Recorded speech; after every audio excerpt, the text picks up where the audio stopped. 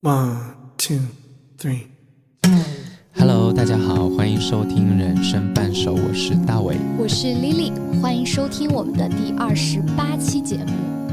那这一期节目我们要聊一个可能大家很感兴趣的话题，对，就是爱情。是的。为什么我们录了1年半，到现在才正儿八经聊爱情啊？因为我们比较坎坷呀。对，就我们就是因为我们相互认识，从23岁，对，23岁到现在差不多有8年的时间，对吧？从大学应该是研究生，对，到现在，从学生时代，对，然后到工作到现在。为什么觉得这个时间过得既快又慢？快就是感觉好像也就昨天发生的事情，慢也确实很多年了，也发生过很多事情，就是我们彼此都知道对方曾经一些开心的事情或者遇到过的坎。然后我觉得之所以触发我们想聊这一期呢，是因为非常巧的，我们俩上周突然发现我们今年各自要决定一些终身大事。对，然后正好就很巧合，就是我们跟各自的这个就是正好这个日子前后也很近。是的，连数字都很有意思。这难道是接上了？这难道是友谊的力量吗？可能是的。对，所以我们今天就觉得这是一个很重要的一个节点吧。因为过去的10年，我们确实也知道彼此经历过的非常多的事情。对，然后所以呢，今天我们就想结合我们过去10年的经历，去聊一下爱情这个话题。对，那其实聊爱情的时候，我觉得我们为什么会有一些坎坷的经历，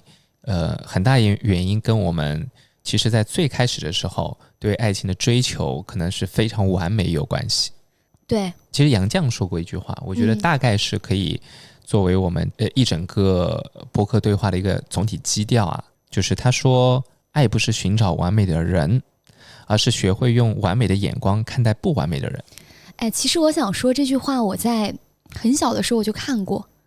但是我当时只关注到了前面的一半其实你昨天发给我这句话的时候，我突然意识到我看过这句话，但是我以前没有看懂。但是我昨天你再次发给我的时候，我突然觉得后面那句话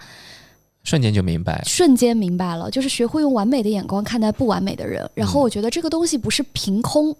随便说的，对，它一定是跟这10年的各种人生经历是非常绑定的。对，其实我妈妈经常跟我说的一句话就是没有完美的人。那就是从最开始聊起吧，就是我不知道你刚开始产生一些爱情的懵懂期的时候大概是什么时候？初恋是高中的时候。那你比我早。但是呢，你说对于女孩子有那种就总是想着她，总是觉得一看到她就会很开心，我觉得小学的时候就有了。OK， 如果以后我的小孩的话，我是鼓励他就是从学生时代就赶紧开始谈恋爱的，赶紧开始磨合。因为我其实是在这方面开窍比较晚的一个人。因为我后来才发现，我好像对男生对异性产生感觉差不多是在初中。但是我真正开始谈恋爱，第一段恋爱是在大学。就是因为我小时候都觉得我要好好读书，好好学习，然后从来没有往这个方向想过。我后来我才去回看的时候，我才发现我初中，我觉得那个时候应该是爱情的懵懂时期。因为那个时候就是我初中的外号不是叫校霸吗？就是因为有很多人喜欢逗我笑，我也不知道为什么可能性格有一些，可能你一逗就笑。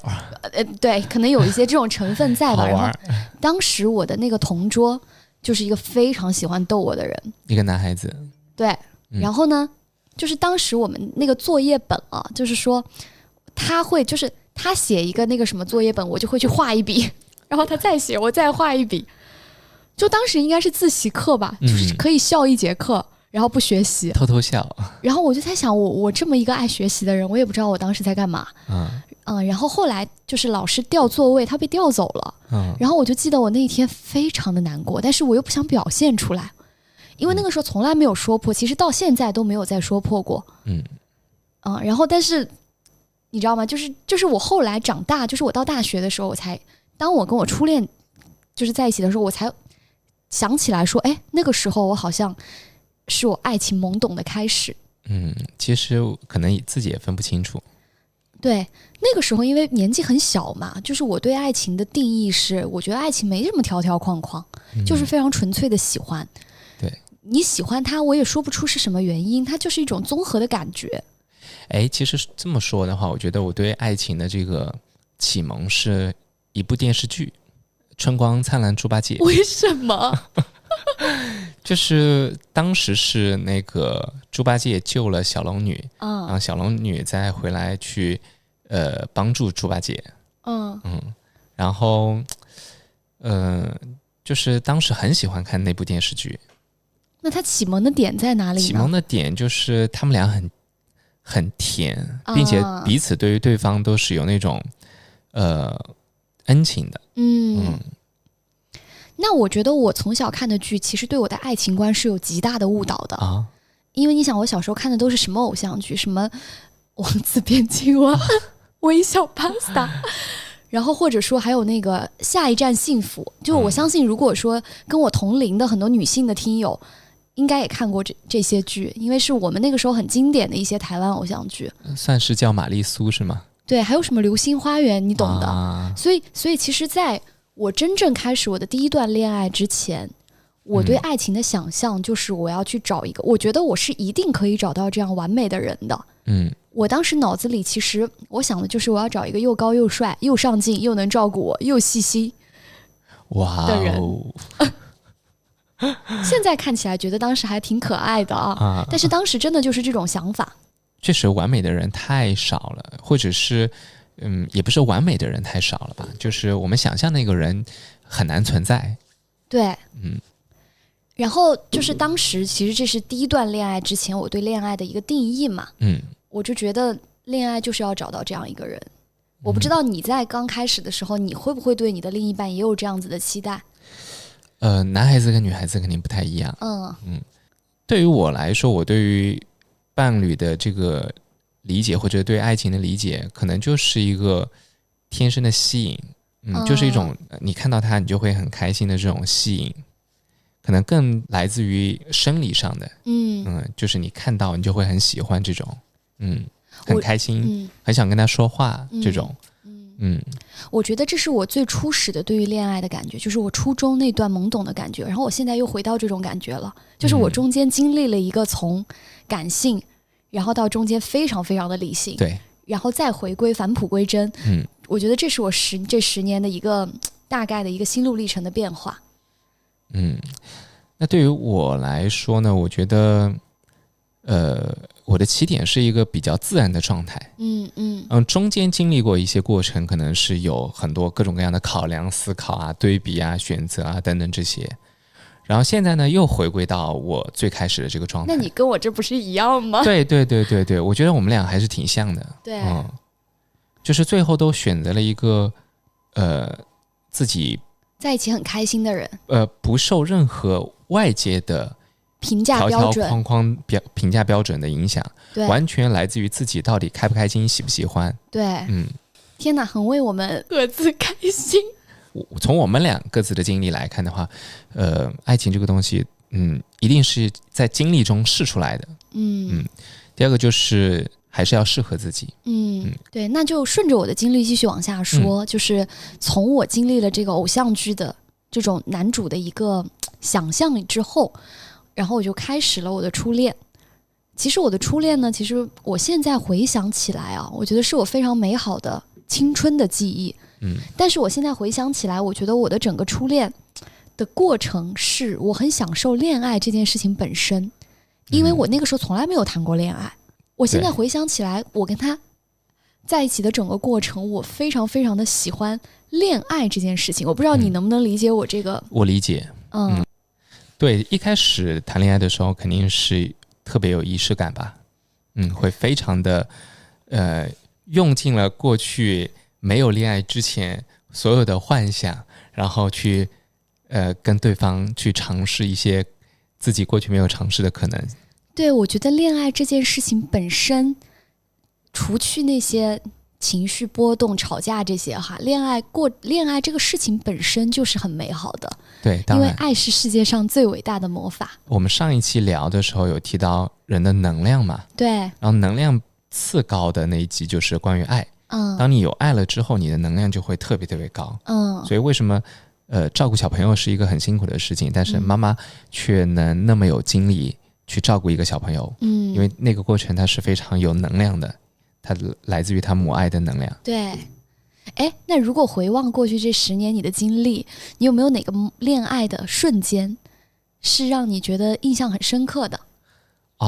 我觉得我还是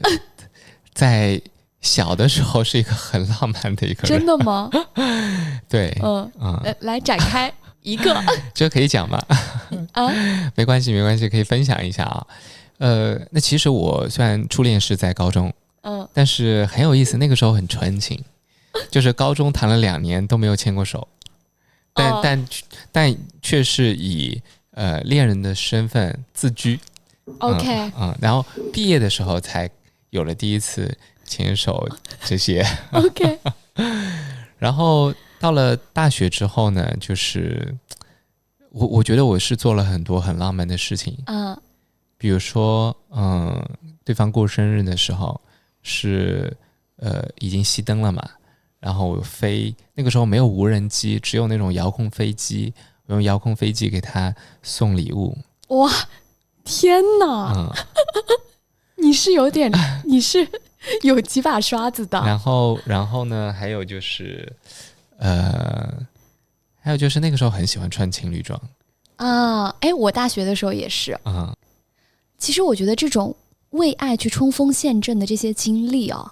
我不知道你有没有觉得它不管这段恋情的结果如何，它其实都会成为你人生中一些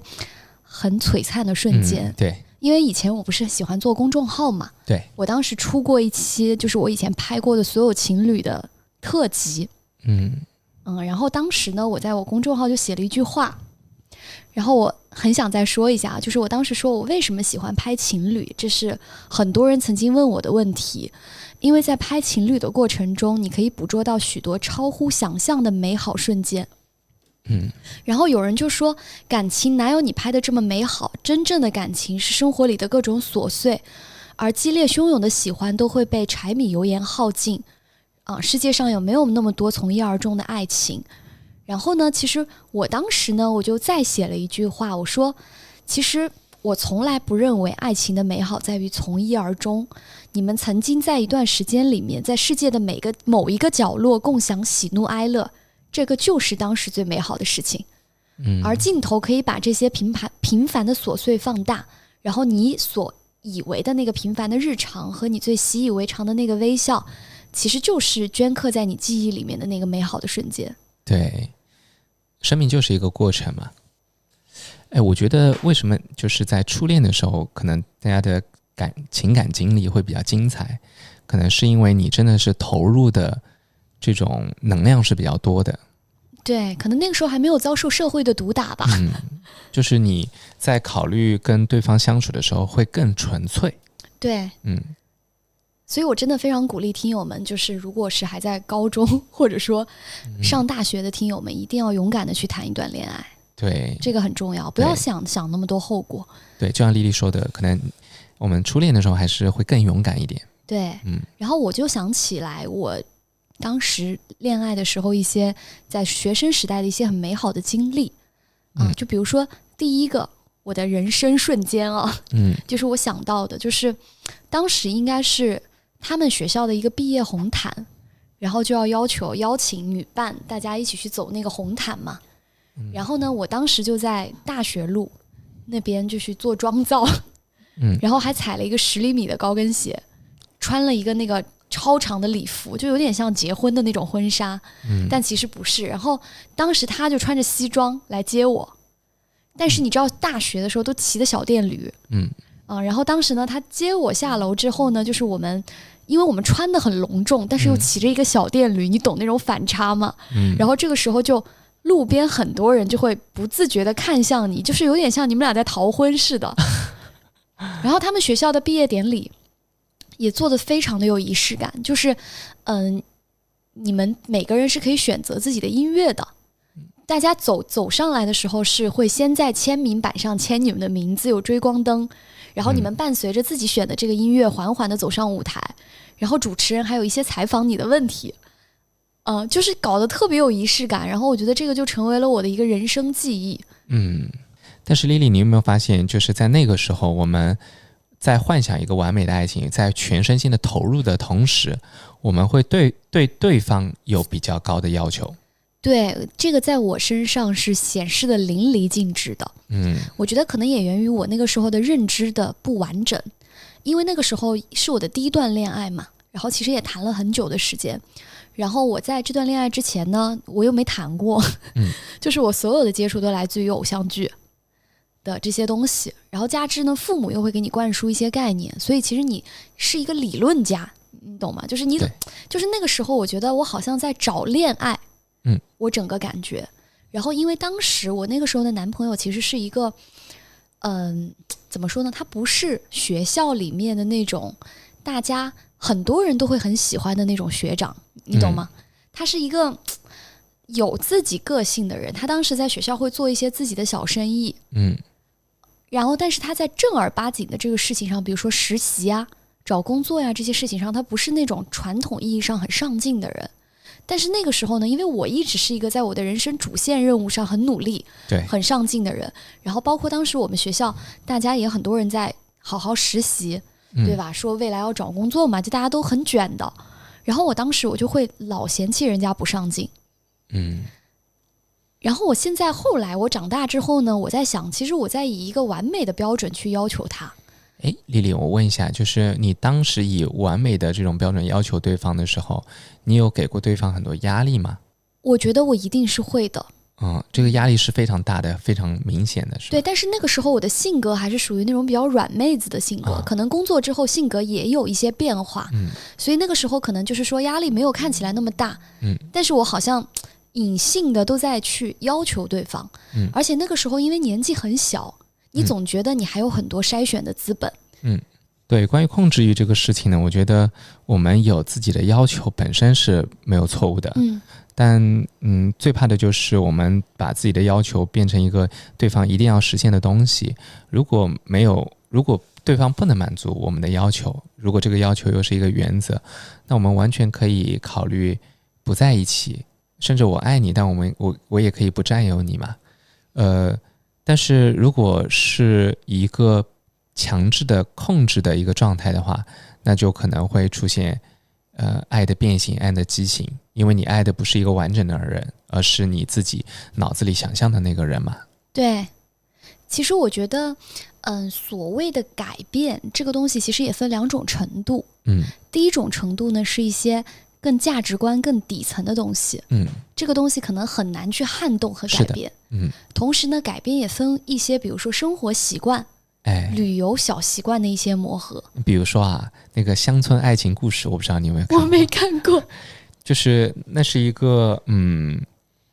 就是女主人把男主人相互影响的过程中改变了对方。比如说那个男主人是一个士兵，是一个当兵的，然后他生活是比较粗糙的，但是女主人呢是一个当时的一个资本家的女儿吧，然后因为嫁给了这个士兵，所以她免受了很多的苦难。然后在他们生活的过程中呢，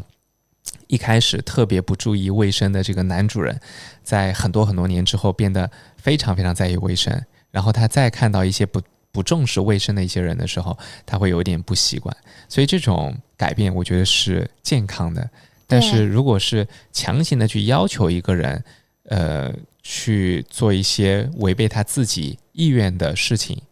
我觉得这种可能就很难接受了。对，就像你们本来是2棵小树苗，你非得拽着这棵小树苗向你要求的这个方向去长，它其实会长歪。对，但我觉得也可以理解吧，因为毕竟年轻的时候大家那么在意，对，然后当然是希望对方能跟自己长久走下去的。对，其实我真的，我当时初恋的时候谈的也很认真，我就觉得就是要奔着结婚去的呀。但是现在就是随着自己的认知变得更成熟，其实我回想起来，人家也不是不上进，对，他是在按自己的方式去过自己想要的人生，只是说我当时我基于一个好的善意的假设啊，但是做了一件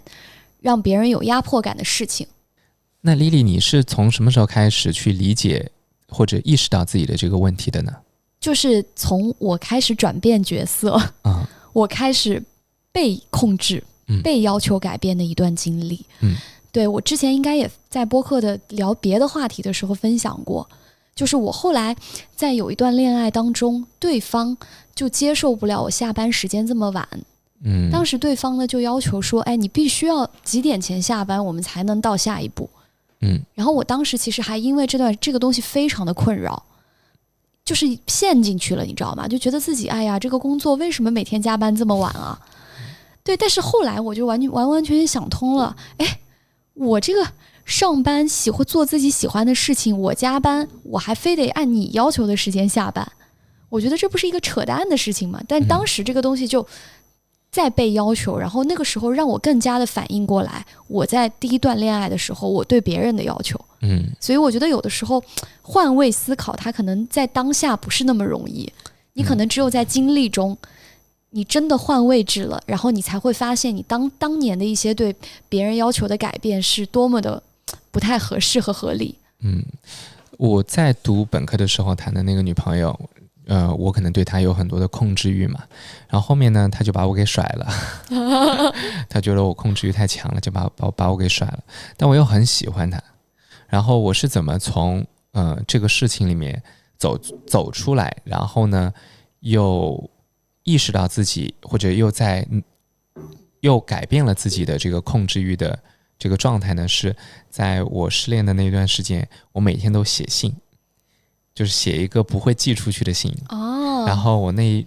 我写了好几本子的这样的信，对，就反思自己。然后最终我反思出来的最终的一个结果就是我的控制欲太强了，我不应该去强迫去试着改变一个人。那你当时改变了他什么？就是希望他不要打游戏但那是他自己的选择嘛。对，其实后来你的偶像也很喜欢打游戏嘛。对，就是我以前对于打游戏这个事情非常有偏见，但我后面发现马斯克特别爱打游戏的时候，我发现我好蠢，我连游戏都不会打。对，人的认知确实也是在随着年龄的增长在不断精进的。是的。那我们刚才其实主要是在聊不要改变别人嘛。其实我们在很多段的时候，在每一段的时候，都会有一些想改变对方的一些冲动。对。但实际上你会发现，这种想法是完全没有意义的。然后另外一点就是，不要将就。哎，这个太重要了。我觉得之所以我觉得在恋爱的过程就是一个在探索自己的过程，是因为你在恋爱的过程中，你也在发现什么样的性格跟自己是匹配的。对，匹配的人，两个人自然会相互吸引。对。然后会觉得很舒服。其实我觉得我也遇到过这种刚开始非常有强烈的生理性喜欢，但是发现性格完全不合适的，也是有的。哎，丽丽，你有没有会觉得就是谈恋爱有点像开车？怎么说？就是打方向盘。当你发现你歪了之后，你就会打过来。然后你打过来的时候，有时候呢也会再歪一点。你其实整个开车的过程是一直在调整的过程，然后慢慢进入一个相对来说比较稳定的一个状态。所以我们每次都是会矫枉过正的，你有没有发现？非常矫枉过正。那我经历过那一次，我自己反思，我觉得我自己控制欲很强，然后我就会要求自己成为一个很能尊重别人的一个人然后我在随后的关系里面，我就以这样的标准去要求自己，但最后委屈了自己。就是在之后的那一段恋爱关系里面，我就是完全忽视自己的需求。但是任何被压抑的东西，最后还是要通过其他方式去释放的嘛。我觉得就是你过度的永远去看到他人的需求，这依然不是一段健康的关系。对，因为长期被压抑的那一方，就像你说的，一定会以某种更意想不到的方式爆发出来。对，或者是一次激烈的争执。或者是其他的一些方式。当你谈到不将就的时候，我想起我的经历啊，就是因为在其实快满30岁的那一年是最焦虑的那一年。你也应该知道那一年就是真的在各种相亲啊 dating 啊，就是非常焦虑，就觉得自己其实我们也聊过这个社会时钟的话题嘛，对吧？虽然理论大家都懂，但是你到了这个年龄，在现在这个社会，你依然还是会有很多的压力。对。然后那个时候呢，我就会经常被父母的一句老话所影响。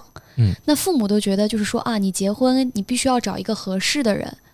对，然后就是其他的感情啊什么的都是可以培养的。但是我直到当时去做了一些尝试之后，我发现我不行。我就算是一个 ENTJ，我也没有完全按照一个逻辑题或写数学题的方式去处理一段恋爱。对，Lily，你说的这个合适，其实并不是说是灵魂上的合适，是外在条件的一些合适。对，对，其实你以一些外在的条件去评判这个东西的合适，然后呢，自己又没有那么喜欢，然后以一个感情可以培养的心态去对待这段关系，其实本身就是一种将就嘛。对。所以说其实我觉得在这一段我非常喜欢你最初总结的那个词，就是我们在恋爱的探索中既不能过度的想要改变对方，但同时呢也不能委屈自己，不能将就。是的，其实总结来说就是要遵从本心。当然认知是会有改变的，任何人都是主观的人。对，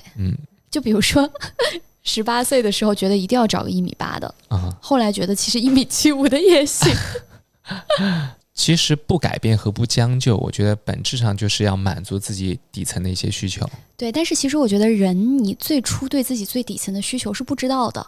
还有太多的迷雾把它遮住了。你可能在自己的认知越来越清晰的时候，你心里内在所有的那个底层的需求也会越来越清晰。对，那比如说 Lily， 你的男朋友我觉得就现在可能要走到最后的人生终点的这个男朋友，其实就满足了你自己底层的需求。对，那你觉得我底层的需求是啥呢？其实Lily，你有时候在表达自己是一个很大大咧咧的一个女孩子，但其实你也需要一些很温柔的地方的。对，但是呢，你又不能去跟一些感情太细腻的人在一起，然后对方太敏感的话，你可能有一些地方你不经意间会让别人不舒服。所以你又得在那种戏里面有粗的地方，刚中有柔，柔中有刚的这样的男孩子。所以你其实你现在的男朋友就是这样的一个人，就他既满足了你细的那一部分，他又满足了你粗的那一部分。那我觉得你现在的未婚妻也满足了你所有的需求。对，因为我觉得首先我对你的了解我觉得你骨子里还是一个很浪漫的 INFP。对对对。所以说其实你对这个女生要跟你一起去共同创造一些人生记忆，你是有憧憬的。对，所以你不喜欢一个很闷的或者很无聊的人。对，但是同时呢，你作为 INFP， 你内心你底色是一个很细腻的人。所以说呢，你也希望对方要能够跟你共情，对，或捕捉到你内心最细腻的一些部分。对，所以说我觉得你也找到了符合你内心需求的人。是的。而且我觉得我在看你这10年的一些经历来说，我觉得其实你经历过不同的极端。比如说你经历过这种非常能够跟你一起创造人生回忆的人，但是可能他在一些细节的性格上面又跟你不合适，对，会给你带来很多的痛苦。对，然后或者呢，你又经历过这个非常非常支持你的人，但是可能呢，他又不够能够跟你一起去在这个世界去冒险。对，所以说我觉得你现在的这个另一半是兼具了这些所有的特性。对，人生就像开车，然后寻找爱情本身也像开车。你开着开着，你感觉就是突然好像在今年就开中方向了。一开始很陡，后面就慢慢平顺了。Lily， 其实我们刚才聊的这一部分更像是在抓大。对，抓主要矛盾。对，但是放小也很重要。因为很多时候你在没有意识到它是小事情的时候，它就好像是一个大事情，它就把大事情给遮蔽了。对，我觉得我就有这种抓小放大的这个经历，对，有这样一个过程，对，因为其实我的另一半他是一个非常，就他的性格非常的阳光开朗，然后也是一个很幽默的人，对，然后像大伟说的这种刚中带细吧，就跟我这种性格真的很合拍，对。但是之前这么重要的东西，其实我当时没觉得这个事情有那么重要，我当时觉得这个事情应该其他人也可以吧，所以说当时在发生非常多的矛盾的时候，我就更多的看到了我们在有另外一些方面的不合适。但是现在其实之所以现在选择要继续往下一步推进，就是因为我开始发现我自己去在一些探索中，我明确了自己的这个恋爱需求的1、2、3的优先级。所以我觉得对于自己现在很迷茫的朋友，我近期我就有一个好朋友，因为还在寻找恋爱的过程当中，他也谈过几段了嘛，然后呢我跟他一起聊天，我们就总结了一个方法，就是可以把你的恋爱经历喂给 AI，你再通过跟他聊天去排一个优先级，因为我为什么意识到这件事情呢，就是其实我去年的有一期播客也讲过，就是有一次我爸妈让我非常感动的一件事情，就是我爸说你也谈过几段了，那你每一段你到后面，你前期都会觉得人家很好，到后期你会发现每一个人都有问题，而且比如说你发现 A 的问题，你在选 B 的时候你就会去忽略，你就会去注意 A 那个问题，你不要踩坑。那随着你谈的恋爱越来越多，其实你的标准也在越来越高。所以当时我觉得我爸妈给到我的一个很好的建议，就是说让我要去排清楚优先级。就像我们最初开始说的，人不是完美的，对，你有一些标准，但是你不能用一个完美的标准去要求对方。所以就是除了这个 AI 我还非常给大家推荐 coaching 的教练，就是这种线上的，他可能也不到心理医生，他就是会跟你不停的去对话，然后去问，就比如说我当时的那个 coaching 的那个老师，我自己去找的，也是朋友推荐给我的。当时他最初让我说我的恋爱标准，我说了10几个吧，然后他就开始给我归类、分类、总结，然后不断的去通过问我问题让我2选1，然后所以反正那次聊了3个小时基本上，然后聊完了之后，我大概就终于看清了自己的优先级，然后我觉得这个抓大放小、排优先级，你的标准是一件很重要的事情。但是我觉得优先级这个东西呢，它不是那么一目了然。有些人可能你提一个问题，让他去筛选，他就可以把真实的优先级给排出来。但有时候呢，我们其实不太清楚自己真的需要的是什么。那经历我觉得就很重要。对，我觉得我所有的这些优先级都是经历，对，让我意识到的。对，所以我觉得可能早期的时候感情经历没有特别顺利的话，完全可以不用担心。对，就像我身边也有一个姐妹，就是前几段都不太顺利嘛，我说你把所有的这些坑都踩完了，对，你马上就要迎来一个真的非常适合你的如意郎君了。对，如果你没有经历过那些事情的话，你根本就不清楚自己的需求是什么。对，但你经历过这些事情，你自己每一个经历过程中，你的心情、你的表现、你的反应，那些是真实的。你可以通过那些表现、那些反应去了解自己真实的需求是什么。对，而且我觉得每个人的需求都不一样。像比如说我有一个好朋友，他以前就是在大学的时候，高中和大学吧，谈过非常多段数不清的恋爱。那个时候我觉得他应该一辈子都不会结婚吧。对，但是他后来他就是回国之后呢，他就遇到了他现在的老公，一在一起就7、8年。你能想象就是以前一个这种可能大家都觉得看起来是海后的一个人，他突然就遇到了这个人，然后就一直走到了现在。然后我跟他聊过这个问题，他其实也是在恋爱中慢慢的去找到了自己的需求，因为他是一个考虑事情非常周全、特别稳重的一个人，就跟我这种生活中比较粗线条的人不太一样。她是一个非常非常稳重的人，所有的事情就会考虑的很清晰。但她老公呢是一个简单快乐的人。对，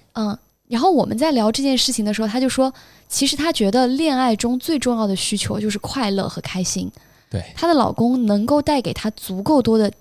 美好和快乐，因为那个女生也很优秀嘛。她当时其实她身边的很多朋友就觉得她应该可以找到一个更优秀的，可能比她更优秀的一个老公去，或者说跟她并驾齐驱。她老公不是那种世俗意义上大家都觉得事业非常有成、特别优秀的人。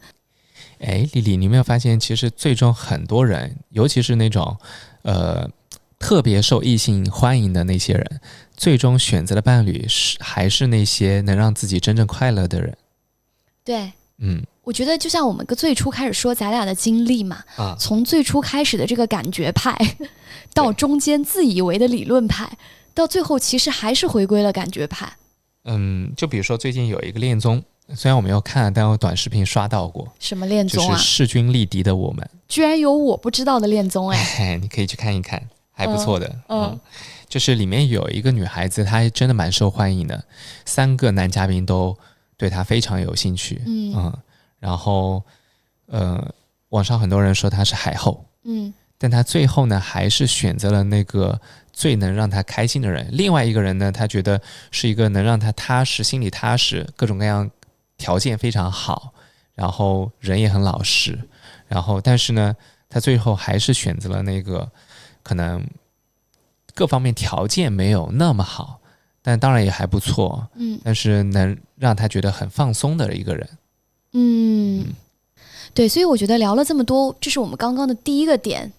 就是说其实你没有办法找到一个完美的对象，但是你要在不同的这个经历中去探索你自己内心真实的需求，并且要学会抓大放小。对。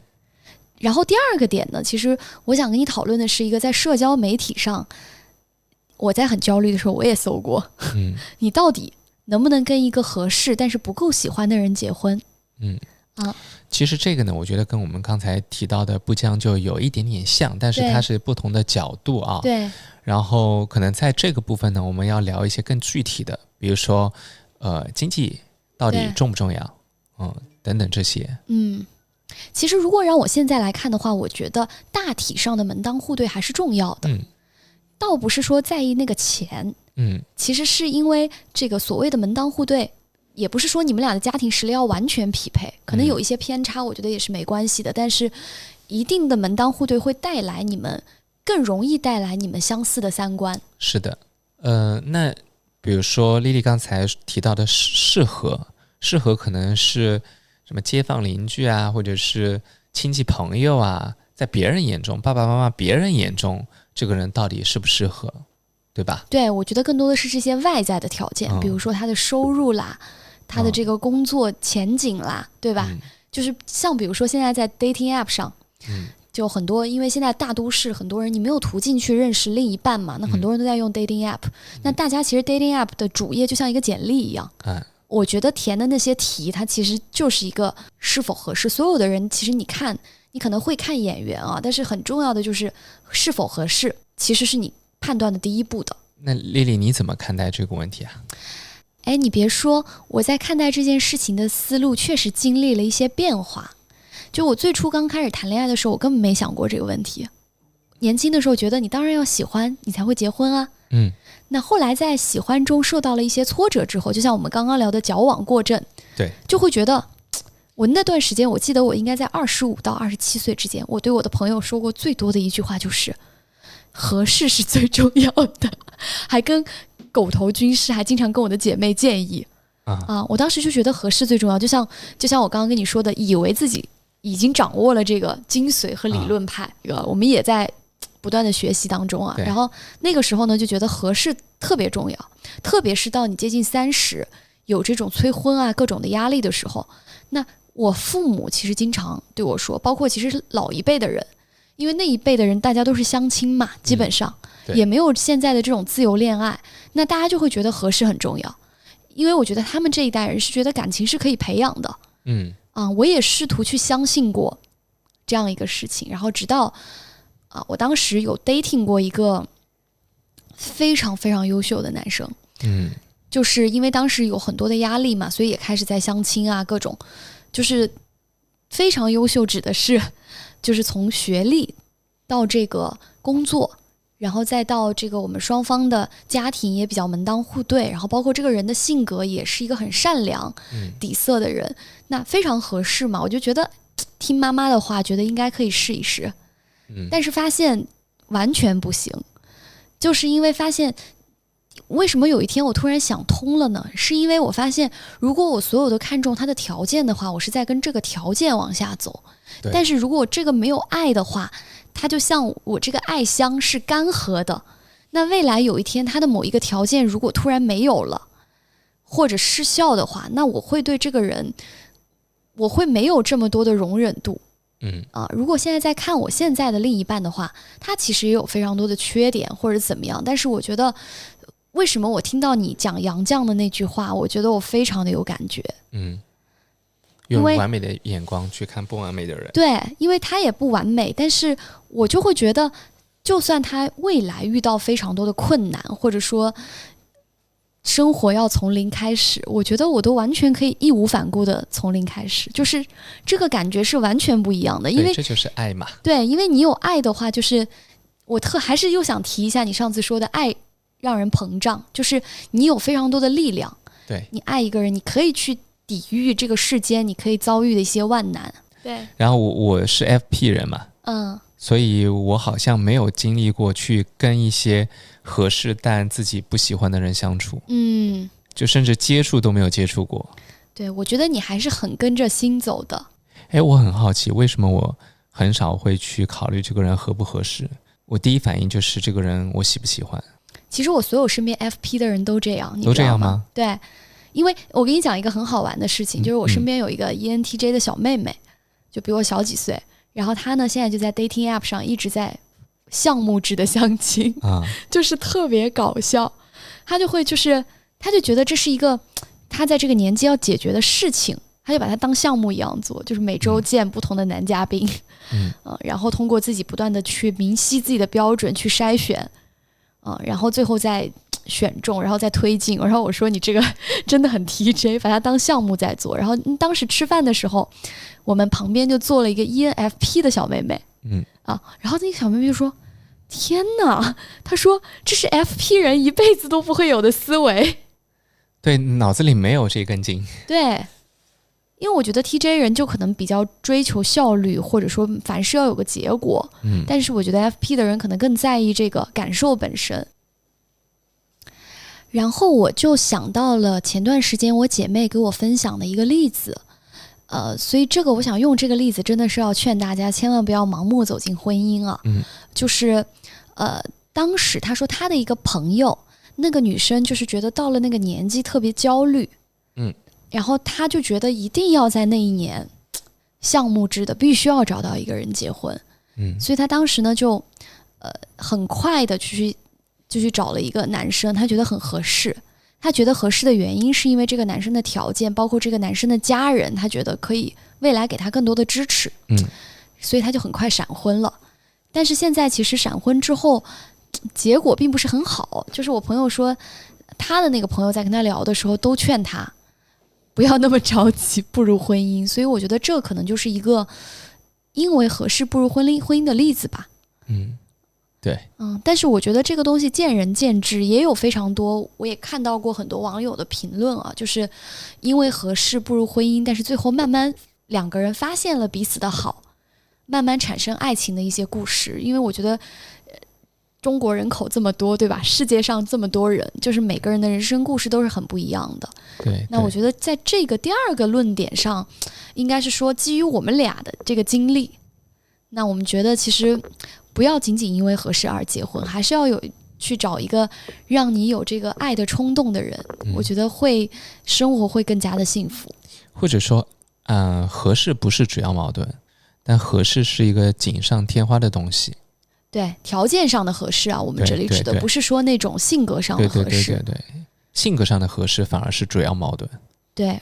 那我觉得就是如果刚才说外在条件的合不合适不是主要矛盾的话，我觉得是否滋养对方，这个可能是主要矛盾。你觉得一段让你滋养的关系大概是什么样的？我觉得第一点就是心情要好。对，我就记得你在其中有一段恋爱的时候，你上头的时候特别上头，但是你也非常容易被对方折磨，对，让你精神很崩溃。对，滋养的反面那就是消耗嘛。我觉得人一定要去远离消耗自己的人。我觉得这个就是我刚刚提的你那一段，就有点像我之前当时提到比较糟糕那一段。那一段其实我也可以用大起大落来形容，因为当时后来我跟我的朋友在讲这段感情的时候，我说他是一个浪漫的疯子，就是他真的非常浪漫，所以说跟他在一起的时候，开心的时候非常之开心。但是一旦他这个情绪发作的时候，开始情绪失控的时候，你又会觉得你突然又大落，就是这种感觉。对，这样的关系我觉得是非常非常危险的，因为其实很多女孩子是比较容易被那种能够激起自己情绪波澜的人吸引的。你说这是不是人就是贱？可能是一种人生理的设定吧。就当你情绪有波澜的时候，你自己可能就有多巴胺等等这种激素的分泌，你会感受到愉悦，或者是感受到一些刺激。真的。但是这种人，他会消耗你的精力，会让你的人生走向下坡路。对，所以我觉得就是小时候可能大家都渴望轰轰烈烈的恋爱，觉得那样子好像才是青春的感觉。但是你可能后来会发现，其实那些平淡生活里面的小幸福也很好。对，滋养这个东西，它并不是说一定要让你非常非常开心，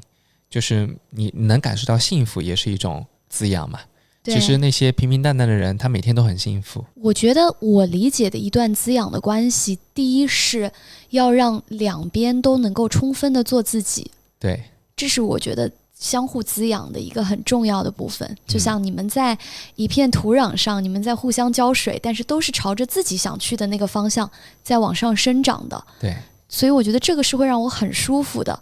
能做自己的这种关系很重要。然后第二个相互滋养，就是说互相学习对方的优点，然后去一起变成更好的自己。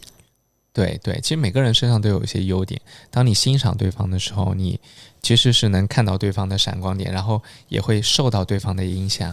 对，就像比如说，我觉得我还是遇事是一个比较容易慌张的人。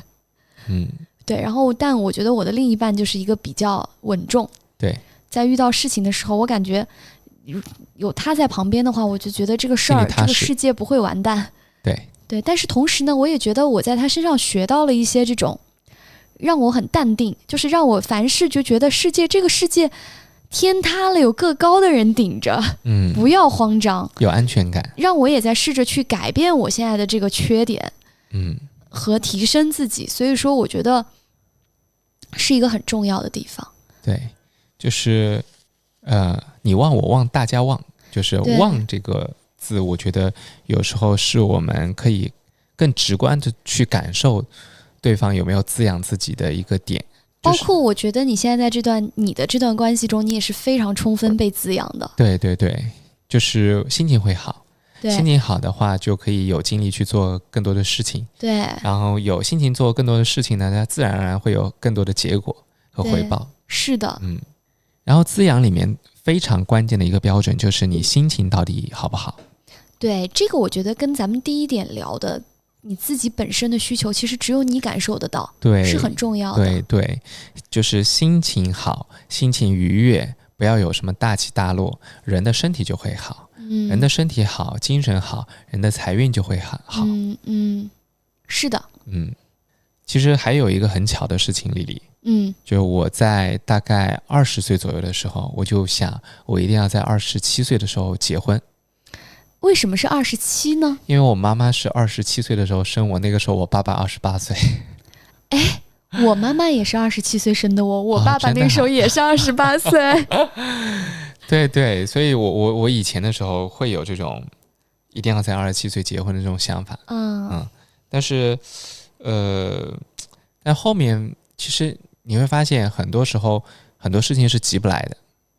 对，在以前的时候可能100年前200年前大家的生活比较简单，那我们就以一种比较规律的方式作息，规律的方式去成家，甚至规律的方式去完成这一生的这个事情。但现在其实社会在变动，然后我们自己的现状也在发生变化，其实完全可以不要按照老的那种条条框框去约束自己。哎，你说到这一点的时候，我就想提一个我的姐姐，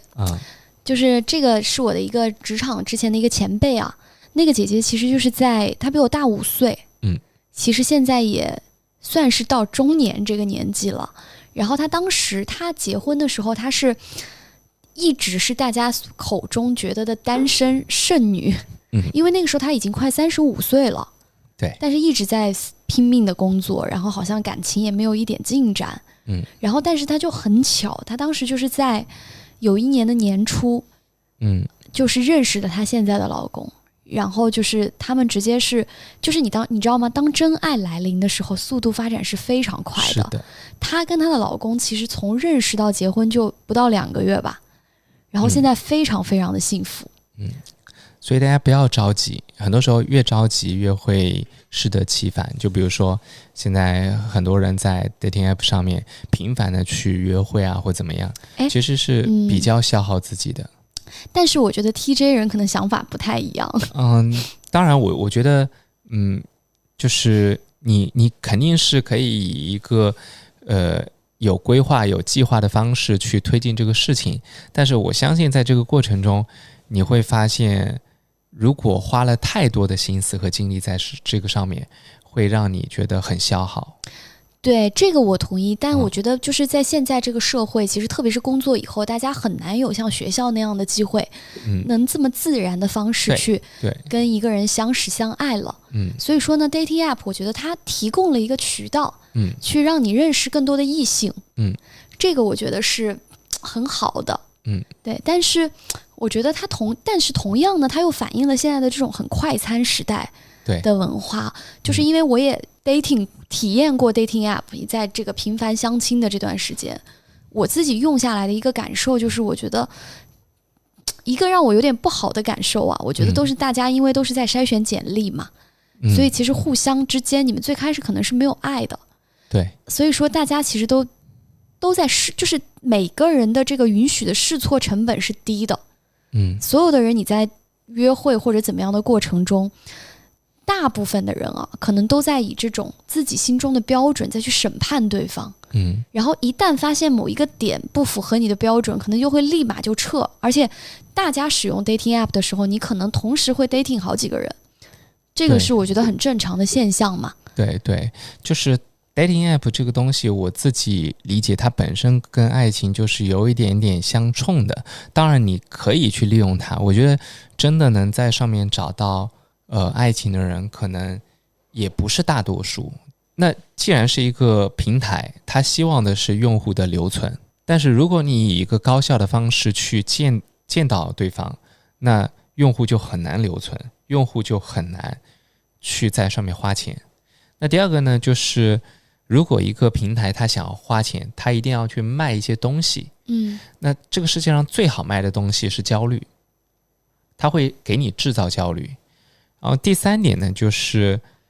感情它本身是一个感性的东西，它是一个需要时间的东西，它是一个需要质感的东西。但是这样的一个 app 呢，它可能会让你把感性的东西变成理性的东西，因为这里面全部都是关于所有的外在条件，几乎所有的信息都是关于外在条件的对比。然后这会导致一个什么样的结果呢？就是大家会把那个预期打得非常的高，你会觉得好像能够很轻易的去见到非常非常优秀的人，但实际上呢，那都是表面的东西，真实的东西可能跟你表面看到的东西是完全不一样的。对，而且怎么说呢，我总结啊，我就是觉得在现在这么特别是在北上广这种大家工作都很忙碌的这种城市，它确实是一个能够帮助你去拓展你的圈子的一个渠道。对，所以我觉得这个依然是一个可以尝试的渠道。对对。但是同时呢，我也很同意大伟说的，就是不要太过觉得我必须要在这个 app 上，我几个月内我就必须要完成什么目标，因为这样会带给你很多的焦虑。而且你要在这个 dating app 上遇到一个真的非常合适又真的那样子的人，也是很难的，也是不容易的。所以说，更要带着一种平常心吧。去接受你这个结果。对，当然我觉得就是 dating app 它本质上还是一个工具嘛，会用的人自然可以把它用得比较好。那用的过程中，我觉得能够摆正自己的心态很重要。有些人可能会被 App 的这种设计牵着鼻子走。然后我好像有一个本科同学，我听说他一直在相亲，从毕业到现在一直在相亲。然后今年他终于放弃了，因为他发现相亲越多越没有想结婚的这种冲动了，就见的人太多了，反而麻木了嘛。但是我觉得对于真的认真去找对象的人，首先应该是摆正心态，然后知道什么东西是重要的，什么东西是次要的，而不要整天被那些被包装的东西然后变得眼花缭乱，然后去变得不切实际，可能甚至会错过一些真的值得你珍惜的人。对，我觉得你说的这个眼花缭乱是非常容易出现的现象。对，因为我身边也有朋友，有蛮多朋友现在在用 dating app 的。因为确实现在你要真的凭空去找一个对象是一件非常难的事情。对，当然工具固然好，我们也要学会去用它，不要在用这个 dating app 这个工具的时候被它牵着鼻子走，然后变成一个没有抓手什么都想要的这样的一个状态。对，还是要回归到我们最终最关心的问题是什么上面。好，然后就是今天的最后一个点啊，其实我觉得关于爱这个话题的讨论是无尽的，但是每一期播客有它的时间限制嘛，对，所以我觉得最后一个点呢，也是我这10年最大的一个感悟。就像其实在我们的这个播客分类的时候，我不是在播客的主页把我们的这些每一期聊的我都归到了不同的类别嘛。对，我其实在爱的这一期，我当时写的那个引言，我写的就是跳出被爱的叙事，分享我们在和世界的交互中学会爱的旅程。我想把这个作为我们今天的最后一个点，因为我觉得就很有意思啊。我不知道你有没有这样的感觉，就是我们在最初恋爱的时候，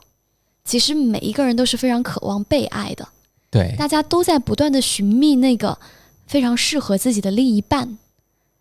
但是呢，其实你后来你才慢慢去发现，其实去找到去培养自己爱人的能力也是很重要的。对。然后我之前看过，就是弗洛姆在《爱的艺术》这本书里面，他当时有提到说，很多人我们为了被爱，拼命去拥有那些迷人的个性、出众的外表、显赫的社会地位，这些本质上都是在增加自己在被爱市场上面的交换价值。对，大家会觉得说啊，我找对了人，爱的问题就解决了。但是呢，就是我觉得最伟大的一件事情哈，你说人为什么是一个社会动物？其实我觉得人在人生有2个非常重要的阶段可以帮助我们去跳出自我。第一个就是去经历亲密关系，因为这个是除了你的父母以外跟你走得最近的关系，超越友谊的。第二个就是当你拥有小孩的时候，当然咱们俩还没有体验过这个小孩这个经历啊，对，但是就是我觉得在亲密关系中一定是慢慢的帮助我们去看见他人的。是的，对，丽丽，其实你刚才说就是人为了去获得别人的爱在装扮自己，我觉得我也有过类似的经历吧。我记得我当时本科毕业的时候，我跟自己说了这样的一句话，我说我应该要先去找到一个好的自己，再去试着去找一个好的另一半。那本身呢，就是一个，其实我也很难去分辨这个好的自己是为了装扮自己，还是说我要把自己活明白。其实我也不太能理解。对，你这个可能都兼有吧。对，都兼有。然后，但是一个人永远不可能找到一个完美的自己。对。但在寻找的过程中，我觉得首先要有去爱的能力。还是回到那个关于爱的这个话题，其实我们很多时候在渴望被爱的时候，是把自己和这个世界当成了一个2元对立的关系，然后我们总在觉得是有一个主观的我在看待一个客观的世界。那其实不存在一个我和世界的2元分割，其实我们本身也就在这个世界里面。就当我们在看世界的时候，在观察世界的时候，其实也是一种世界通过我们在观察它自己的一种方式。所以爱其实是最能去突破那个主观性的一个途径。我们很多时候都很难去跳脱我这个主体本身，我们又总是被我这个主体束缚着、牵引着、困扰着。但是当我们跳出我这个主体的时候，很多时候我们会有更高的能量，我们会豁然开朗。爱另外一个人这件事情本身就是让我们去突破自己主体性，然后从自己之外再去感受这个世界的一种方式吧。对，就是我又想起了我另外一个好姐妹，她其实是在本科的时候呢，她谈了一个校草。就是我的那个姐妹呢，其实是一个她不算那种外貌特别出众的类型，所以她当时在跟那个校草在一起的时候，她更多的是她在付出非常多，这样一个角色。然后，但是她当时在跟我聊的时候，她觉得是这一段感情让她从自我的这个个体，然后开始学会去爱人。虽然他们这一段结果不太好，但是对她的这个整个爱的塑造是很重要的。所以她后来遇到了她现在的老公，就是其实我一直觉得谁跟她生活在一起，那个人都会很幸福。因为我这个姐妹是一个非常自己会去创造爱，会去在平凡的生活中去享受当下的一个人。然后她也很会爱人。我当时就是在跟她做室友的时候，我也在想说，她这种爱人的能力到底是怎么培养的？然后其实就跟她过去的这些经历是非常有关系的。对对，我觉得一个被滋养的人还是会更懂得去爱别人。一个懂得爱别人的人，可能也被很好的爱过。对，我觉得我自己在过去的这10年的一个成长经历，我也在不断的学习怎么样去爱一个人。因为我觉得我的成长环境确实是被爸妈宠大的小孩。对，所以就是有独生子女固有的一些问题吧。对啊，就是从小，所以说我从小其实是在享受爱的环境中长大的，并不是一个特别会照顾别人的人。但是我觉得在过去10年的恋爱体验中，我也不断的自己在学习，在反思。就什么时候我又忽略了对方的需求，什么时候我应该看见对方。就是我觉得我自己也是一个在不断学习、复盘和成长的过程。这种成长的感觉很奇妙。对，当然爱一个人和会照顾一个人是两码事儿。有很多人其实现在很多人都不太会照顾别人，甚至都不太会照顾自己。但是他可能会爱别人。对的，然后我觉得我也想为我们这段，因为我们这段一直在说要跳出被爱的叙事嘛，要学会爱人嘛。但是我觉得我想打一个小补丁，就是说千万不要在爱人的过程中迷失了自己。这个其实在很多情景，包括我觉得这个是一个在生活中常见的现象。因为我不知道你有没有发现，其实很多的爱情它不是势均力敌的，就是当更喜欢的那一方，他往往是会妥协更多的那一方。对对对，是的。但是当一个人迷失自己的去爱别人的时候，我觉得也是一种爱，只是说这个爱可能不够成熟。但我觉得它也是一种爱。那其实除了我们要去学会爱人的能力，我们也要学会如何以成熟的方式去爱别人。对，但是我觉得这些都是成长经历中的必经吧。就很多人在年轻横冲直撞的时候，可能都你毫无保留的喜欢过一个人。是的。然后可能也因为就是一些分手啊，哭得撕心裂肺过，这些都是其实当你回想起来的时候，都是一些青春的疼痛记忆吧。是的是的。对，因为我就又想起我的一个朋友他当时在过去的经历，他就是毫无保留的喜欢上了一个男生，而且他是倒追的。但是这个男生可能当时因为有点感动，就跟他在一起了。然后这段关系是非常不平等的，就是因为我的朋友喜欢这个男生多一些，所以说他其实在每一次遇到问题或者怎么样的时候，他可能都会让一些，让的多一些。其实慢慢的这种不健康的恋爱关系久了，被爱的多的那一方会有恃无恐。然后最后其实这段结局大家我觉得也能料想到，就是我朋友就是有一天真的觉得自己很累在这段关系中，然后他最后就离开了。对，其实爱也要尽可能是成熟的爱嘛，但我们每个人都会经历过青涩的那一段时间。对，你只有经历过青涩的那段时间，你才能拥有成熟的爱，你不可能纸上谈兵，是的，然后你就能拥有成熟的爱。是的，是的。有些人可能悟性比较好啊，他没有经历过这个不成熟的爱的折磨，他就直接领悟到了一些东西，然后少走了一些弯路吧。对，其实我觉得每一个人在爱中都是在成长的。我再给你举一个例子，我又有一个闺蜜，她现在就是跟她的初恋在结婚，就是很多人会觉得好像你要谈了很多段，你可能才会就是最后结婚的人，你才是做了很多的排除法。其实我在跟她聊的时候，她觉得她其实跟同样一个人，她在反复的在谈不同的恋爱，因为两个人都是在变化的。其实好像看起来他一直在跟这一个人在一起，但是他其实在跟这一个人不同时期的不同版本的这个人在一起。其实他也中间虽然看起来好像谈了接近10年了，但是他说他中间也经历过类似分手、类似失恋这样的时间，然后两个人也在不断的打磨和蜕变。当然，我觉得一个人的内核是不太会变的。他可能是一些生活习惯，或者对于某一个事情的理解、认知，对，突然发现了一些变化。所以我们既不要去找适合但不喜欢的人，又不能去找喜欢但是不应该在一起的人。我们应该以一个相对成熟的方式。对，我们也不能这么应该的跟大家说。对，毕竟就是每个人都要经历过那个青涩的阶段。对。毕竟我们现在也在半熟人生，人生半熟，我们也在学习当中。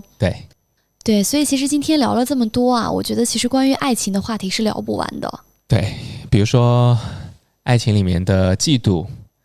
猜疑、恐惧等等等等。对，其实我觉得我们这期播客以前也不是说没有聊过爱的话题，但是我们以前聊的都是一些如何爱人的一些我们自己在学习成长的一些方法论，比如说我们以前聊过的这个深度关系、对，非暴力沟通或者爱的边界，就是如果感兴趣的朋友们其实也可以去听一下。我觉得那几期对我自己来说到现在我偶尔都会拿出来再重温一遍，我觉得对我自己来说让我去在亲密关系中学会处理亲密关系也是有很多的学习的。但是我觉得这一期我们更多的把这个话题的重心不是放在了这些如何学会爱人这些跟理论上的东西，而是放在了爱这个本身就很生动本身就很非理性的这样一个事情上面。我本来以为我会跟丽丽讨论出一个爱情这个事情的究竟，会得到一个非常明确的答案，但是后面聊着聊着发现这个事情没有答案。对，因为每个人都不一样，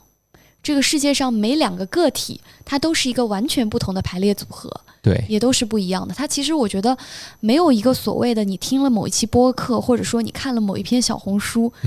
它就能够对症下药。我以前很焦虑的时候我就会刷小红书，仿佛这个上面能够给我一个标准答案一样，但是其实你发现不会，你最后还是在一系列的这个冒险的跌跌撞撞或者经历过一些遍体鳞伤之后，慢慢有一天雨停了，你好像走上了一片平原，你好像看到了雨后的阳光，那个时候你突然内心的声音对自己说，哎，好像你遇到那个人了。但是所有的答案在没有经历过那些挫折之前是不清晰的。对，所以就勇敢的去爱。对的。那我们也非常，因为现在我们聊这期播客的时候正好是3月份嘛，马上春天也要来了。对，春天来了，又到了万物复苏的季节，大草原又到了动物们交配的季节。好搞笑这句话。对，所以说我们真的非常希望大家在这个即将到来的美好的春天可以去勇敢的去继续开始这场爱情的冒险，不要那么在意结果。但是也要不断吸取教训，总结提炼自己的真实需求。